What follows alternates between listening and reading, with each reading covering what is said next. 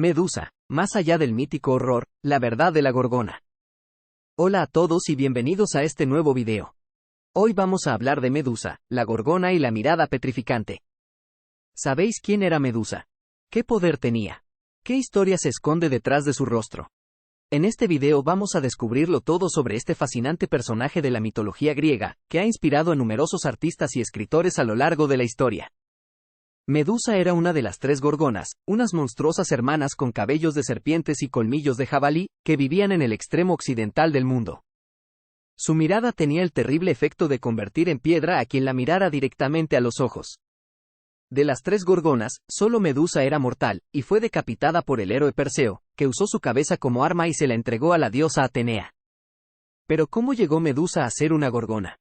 ¿Qué papel jugaron los dioses en su destino? ¿Qué simboliza su mirada petrificante? Para responder a estas preguntas, tenemos que remontarnos al origen del mito de Medusa, que tiene varias versiones según las fuentes antiguas. Según Hesíodo, en su obra Teogonía, las gorgonas eran hijas de dos antiguos monstruos marinos llamados Forcis y Ceto. Eran tres hermanas, Esteno, Euríale y Medusa. Las dos primeras eran inmortales y exentas de vejez, mientras que la última era mortal. Medusa era la más bella de las tres, y tenía unos hermosos cabellos dorados. Un día, el dios del mar Poseidón se fijó en ella y se acostó con ella en un prado lleno de flores. Pero resulta que ese prado era un templo dedicado a Atenea, la diosa de la sabiduría y la guerra. Atenea se enfureció al ver que su santuario había sido profanado por una relación ilícita entre su tío Poseidón y una simple mortal. Como no podía castigar al poderoso dios del mar, decidió vengarse de Medusa, transformando sus hermosos cabellos en serpientes venenosas y haciendo que su mirada fuera tan terrible que petrificara a quien la viera. Así nació la gorgona Medusa, que fue desterrada al confín del mundo junto con sus hermanas. La vida de Medusa cambió radicalmente después de esta maldición. De ser una joven hermosa y deseada pasó a ser un monstruo temido y odiado por todos. Su mirada le impedía relacionarse con nadie, pues convertía en piedra a todo ser vivo que se cruzara en su camino. Su única compañía eran sus hermanas gorgonas y otros seres monstruosos como las grayas, unas viejas con un solo ojo y un solo diente entre las tres. Pero el destino de Medusa no había terminado de escribirse. Un día llegó hasta su cueva un joven héroe llamado Perseo, hijo de Zeus y Dánae. Perseo había sido enviado por el rey Polidectes de Sérifos, que quería casarse con su madre, a buscar la cabeza de Medusa como regalo de bodas. Perseo aceptó el reto, confiando en la ayuda de los dioses. Hermes le dio una espada de metal indestructible y unas sandalias aladas para volar. Atenea le prestó su escudo de bronce pulido, que hacía las veces de espejo. Hades le prestó su casco, que le hacía invisible. Y las ninfas le dieron un zurrón mágico para guardar la cabeza de Medusa. Con estos objetos, Perseo se dirigió a la cueva de las gorgonas, guiado por las grayas, a las que engañó quitándoles el ojo y el diente. Al llegar, encontró a las gorgonas dormidas. Evitando mirarlas directamente, se acercó a Medusa usando el escudo como espejo y le cortó la cabeza de un solo golpe.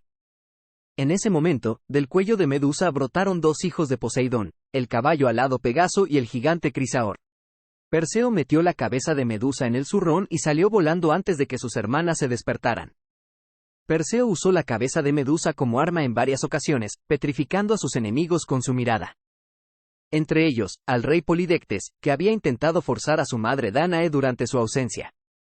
Finalmente, Perseo le entregó la cabeza a Atenea, que la colocó en su escudo, llamado Égida, como símbolo de su poder. La figura de Medusa ha sido objeto de múltiples interpretaciones a lo largo del tiempo. Para algunos, representa el miedo a lo desconocido, a lo monstruoso, a lo femenino. Para otros, simboliza la belleza corrompida, la sexualidad transgresora, la venganza divina. También se ha visto en ella una metáfora de la mirada artística, capaz de fijar la vida en una imagen inmortal. O una alegoría de la sabiduría filosófica, que paraliza el pensamiento con su rigor.